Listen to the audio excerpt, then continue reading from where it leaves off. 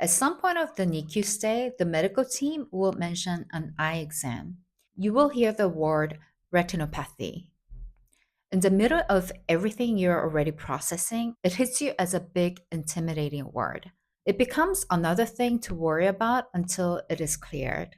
Hi, this is Never Too Early. Today, we'll talk about how preemies' eyes develop, what retinopathy actually is, and how the eye exams help preemies. In the early weeks, a preemie's eyes stay mostly closed. They might open briefly for a few seconds, only a few times a day. Gradually, they stay open longer and more frequently until they are eventually looking around like any other baby would. Full term newborns can clearly see about 20 to 30 centimeters away. For extreme preemies, vision is likely even less developed at first. I spent a few months trying to make eye contact with my baby through the incubator wall, and I was never really quite sure if my baby could see me or not, but I did it anyway.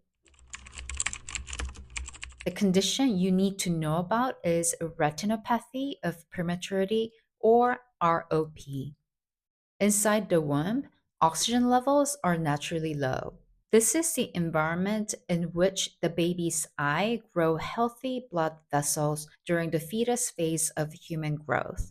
This process starts at 16 weeks of pregnancy and continues until the baby is full term. When a baby is born and starts breathing air, those oxygen levels suddenly jump. The eye senses this and translates it as okay, the baby's born, so the work is done. So it stops building those healthy blood vessels. In a full term birth, this happens right on schedule. But for a preemie, it means the work stopped before it was finished. As a premature baby grows, the retina becomes more active and needs more oxygen than those fewer vessels that were built can provide. The eyes then try to fix the problem by growing new blood vessels very quickly. The trouble is, these blood vessels grow in the wrong directions and can even pull on the retina. That abnormal overgrowth is retinopathy of prematurity or ROP. By this point, the premature baby is likely on oxygen support in the NICU, and this oxygen supplement can further complicate the process. While the lungs need it, the extra oxygen can actually fuel that abnormal blood vessel growth, the same way the oxygen increase at birth did. Now, there's a second source for it. This is why you will see the medical team constantly adjusting the oxygen setting. They're trying to find that delicate balance of giving the right amount of oxygen to the lungs without giving too much to the eyes. Screens for ROP usually starts 4 to 6 weeks after birth. The exam happens right at the baby's bedside. Before it starts, the nurse will use dilating eye drops, the same kind adults get at the eye doctor. These widen the pupil so the doctor can see the back of the eye. It takes about 20 to 30 minutes for the drops to work, and the baby's eyes will be sensitive to light afterward, so the light in the room will be dimmed. During the exam, the doctor uses a small instrument to gently hold the eyelid open and a bright light to check the retina. Babies often cry through this, and it's heartbreaking for parents to see. It is uncomfortable and the light is very bright, but know that it is not painful and it doesn't last long. ROP is classified into five stages. Stage 1 and 2 are mild. The growth is abnormal but limited. In most cases, these stages resolve on their own.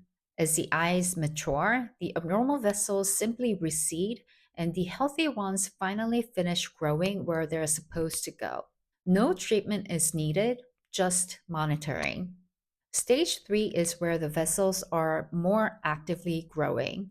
While some babies still improve on their own, many will need medical help to protect their vision. This usually means one of two things: laser therapy to stop the abnormal growth at the edges of the eye, or a specialized injection that blocks the chemical signal, causing the vessels to overgrow.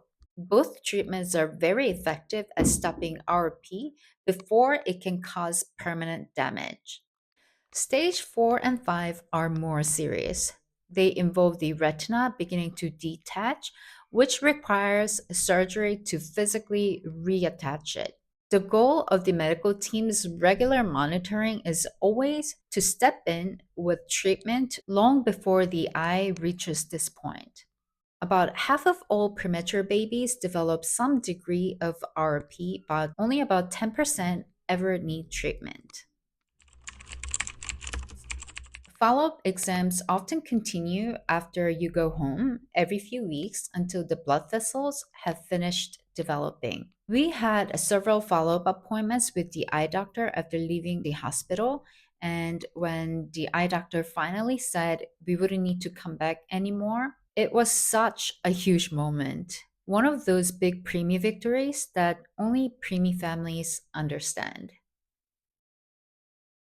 In the NICU, so much information is coming at you while you're still shaking from the shock of the premature birth itself. My hope is that this episode gives you a chance to understand these developmental changes on your own term in your own time.